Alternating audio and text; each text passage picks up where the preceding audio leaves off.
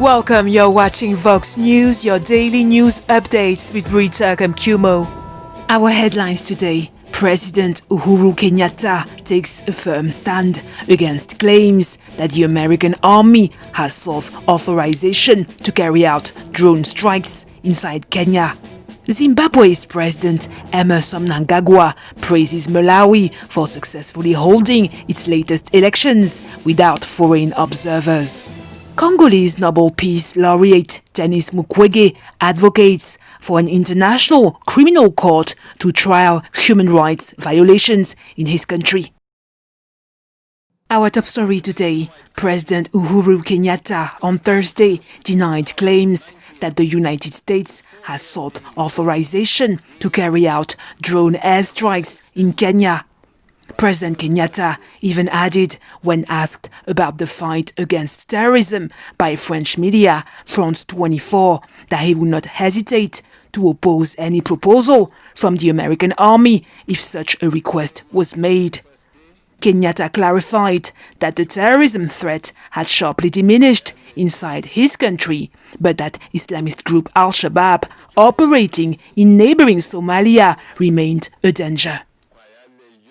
In southern Africa, Zimbabwe's President Emmerson Mnangagwa has praised Malawi for successfully staging its latest elections without foreign observers. President Mnangagwa on Wednesday night questioned whether external monitors were still necessary for elections in southern Africa, following Lazarus Chakwera's victory in Malawi's presidential election rerun in late June. Foreign observers, such as United Nations representatives, are commonly deployed in major elections in the region to help safeguard voting integrity. However, although foreign observers were unable to attend Malawi's historic election rerun due to COVID-19 travel restrictions, the election proved peaceful. Mnangagwa made these remarks as President Chakwera was making his first official visit to Malawi. In Western Africa, Ivory Coast President Alassane Ouattara on Thursday announced a 21% increase in cocoa prices paid to farmers at the opening of an annual trade fair for the cocoa industry in the city of Yamoussoukro. I am very pleased to announce that we have decided not to lower the prices to producers. This is the first good news. The second good news is that we have even decided to increase the price from 825 to 1,000 CFA francs per kilo. Ghana has set the price to producers at around 1,000 francs per kilogram. This increase reflects our commitment and determination in both countries to improve the incomes and living standards of our producer friends. This commitment and determination will continue and intensify. Cet engagement et cette détermination vont se poursuivre et s'intensifier. President Ouattara made this announcement as he is preparing a bid for a third term in office in the presidential election planned for the 31st of October in the world's biggest cocoa-producing nation. In neighboring Burkina Faso, pupils resumed classes on Thursday, more than 6 months after the closure of schools to prevent the spread of coronavirus. In the primary school of Witogin, the mayor of Ouagadougou and education ministry authorities were present for the start of the school year 2020-2021. School should not be the place where you come to catch this disease, but the place where you learn and get an education. The Ministry of Education is planning to pick up where they left off by teaching the previous year's curriculum up until mid-November, before getting underway with new content. The plan is to pick up where we left off, quickly finish last year's course before starting this year's one. We have until mid-November to complete this course. While year groups due to sit exams resumed at the end of the last school year, most students of the country have not set foot in a classroom since the 16th of March.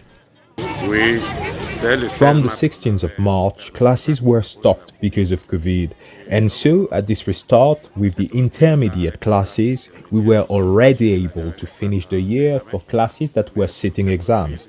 But for this return, for all the other classes, we have planned to make up for lost time by carrying on with last year's textbooks. From the 1st of October to the 15th of November, we are going to complete the curriculum for the different classes before starting the program for the new school year.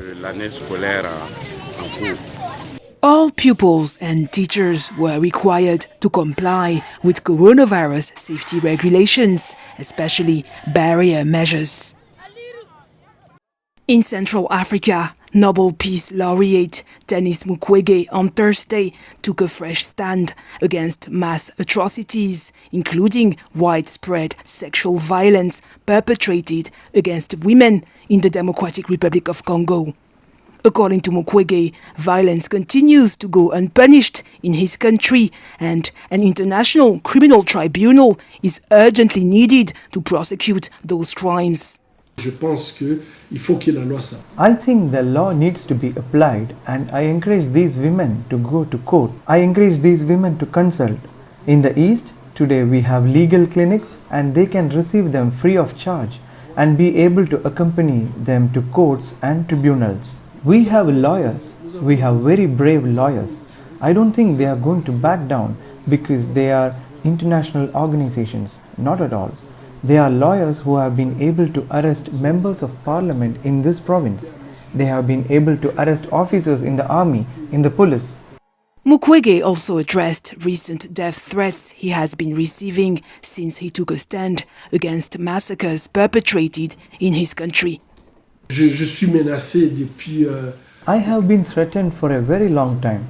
I believe that this way of intimidating, especially of intellectual practice to finally try to silence anyone who dares to tell the truth, is the system that's used for victims here in the East. You still have executioners who are in the army, who are in the police, who are in the administration, and who continue to intimidate the victims, forcing them to remain silent. Otherwise, they will continue to be subjected to the law of these same executioners. And I believe that I myself am suffering the same thing from the executioners who are really trying to intimidate me, who are reversing the role. Mukwege believes anyone denying that crimes against humanity and genocide had been committed in the country was acting in bad faith. On the 10th anniversary of a UN report on the most serious human rights violations committed in the Democratic Republic of Congo between 1993 and 2003. But what is true is that today, to deny that there have been crimes against humanity, war crimes in the Democratic Republic of Congo, to deny that there have not even been genocides in the Democratic Republic of Congo, is simply to be in bad faith. So we cannot rely on people's bad faith, but rather we must have a competent jurisdiction that can make up the difference. Those who have said that they are not concerned, that they accept the principle of a neutral tribunal, I believe that this is the only way to have a neutral international tribunal. We are not asking that it be the Congolese who sit in this tribunal. Let it be men and women who are completely free and independent. Que ce soit des hommes et des femmes tout à fait libres, indépendants. In August, President Félix Tshisekedi said that he wants his administration to combat the abuses through justice for past and present crimes. In Tunisia, the United States Defense Secretary Mark Esper on Wednesday signed a 10-year military cooperation deal with Tunis, hailing the collaboration between both countries over the conflict in neighboring Libya. As the global partner of choice, the United States will continue to deepen our alliances and partnerships across the continent, including with Tunisia, where your democratic government and sovereignty have made much of our work in this region possible.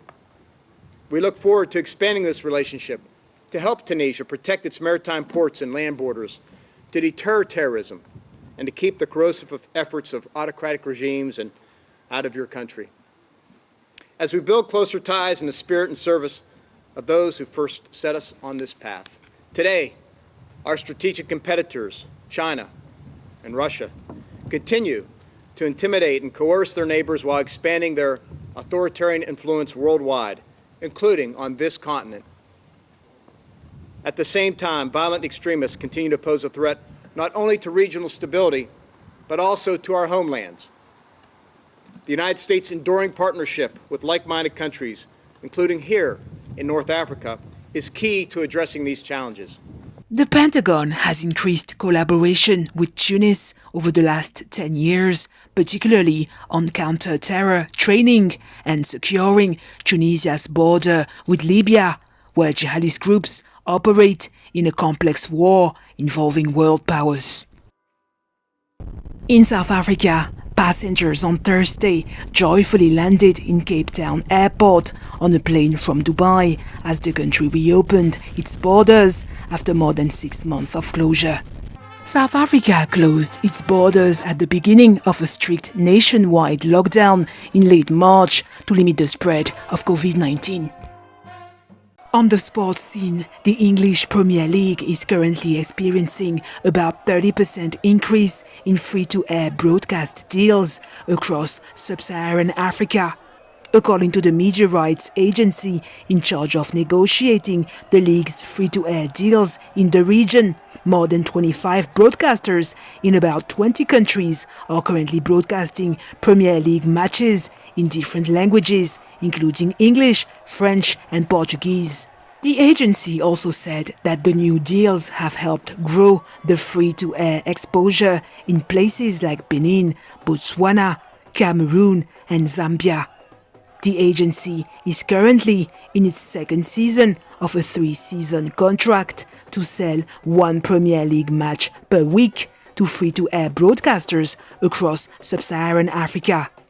The deals, which include rights to weekly previews, magazines and highlights programs, are expected to expire by the end of the 2021-2022 season. That's it for today. Thank you for watching Vox News.